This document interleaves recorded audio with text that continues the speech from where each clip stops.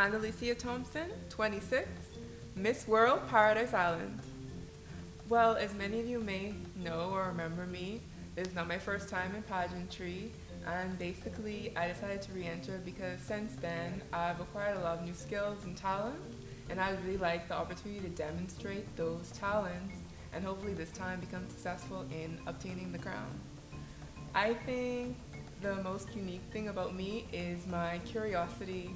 I'm almost always interested in learning about new things and meeting new people, and that's what really has driven and propelled me to, be better than I was the day before. And that's what really inspired me to re-enter again because I knew I had more to bring to the table. So people aren't going to see the same thing that they saw of me in the last competition. Well, I love languages. Ever since I was little, I loved to read. So I would always be reading somewhere in the corner. I was really quiet, but I always loved to read. And languages always appealed to me because I couldn't really communicate that well because I was always shy and I had a lisp. So I didn't like talking to people. But once I got older, I realized that if I speak a different language, people are usually more interested in talking to you, especially if you're speaking their native language.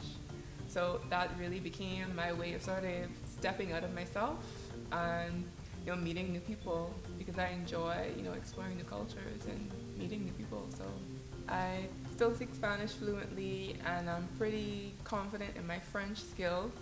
And recently I've just started playing with Mandarin, so I know a few words in Mandarin, and also I know a little Greek because I recently met someone who's from Greece and we became really good friends, so I started exploring that language as well. So it's really about the opportunity of the people I meet. That's what inspires me to really look into a language and maybe start taking it up.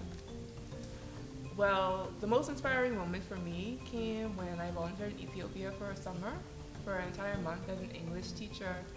And the kids from the village we stayed in, they were usually, very poor, obviously, but a lot of them, I didn't realize until later on, actually ran to school every day. We started school 8 o'clock in the morning, and a lot of my students, they would be there before I got there in the morning, so I just assumed they lived around the corner.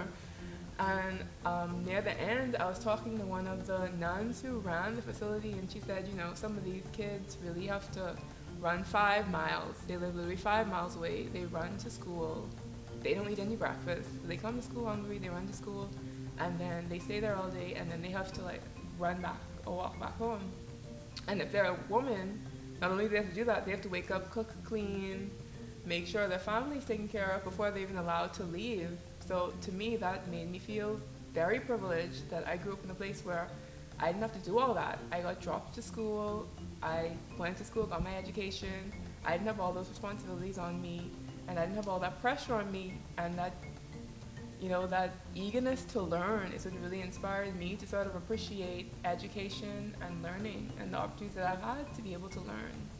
So for the viewers out there watching, I just want you to know that I am very focused, driven person, and I hope that if you've been out to the events, you've seen me and you've seen something in me that will allow you to have confidence in me and knowing that I can represent you as your next Miss World Bahamas.